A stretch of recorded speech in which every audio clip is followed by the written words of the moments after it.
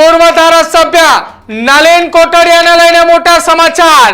પૂર્વ ધારાસભ્ય નલિન કોટડિયા દોષિત જાહેર થયા છે।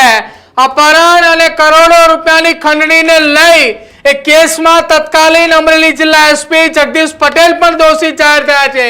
અમરેલીના તત્કાલીન પીઆઈ આનંદ પટેલ પણ દોષિત જાહેર થયા છે। પૂર્વ ધારાસભ્ય નલિન કોટડિયાએ દોષિત જાહેર થતાની સાથે સૌથી મોટા સમાચાર। बिटकॉइन केस में शैलेष भट्टનું अपहरण થયું હતું। शैलेष भट्टના अपहरण કરી કરોડો રૂપિયાના बिटकॉइन પડાવી લેવાનો આરોપ હતો।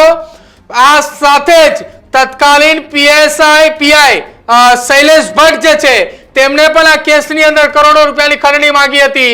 2018 ના ચકચારી કેસની અંદર આ સૌથી મોટા સમાચાર।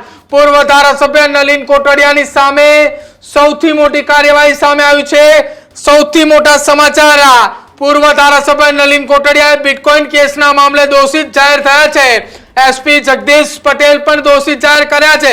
आ केसनी अंदर मुख्य भूमिका ए 3 शख्सोनी हती। 3 व्यक्तिनी मुख्य भूमिका हती, जेमां पूर्व धारासभ्य साथे ज अमरेलीना तत्कालीन एसपी, अमरेलीना ए तत्कालीन पीआई, आ तमामनी सामे सौथी मोटी कार्यवाही करवामां आवी छे। आ तमामने आ केसमां दोषित जाहिर करवामां आव्या छे।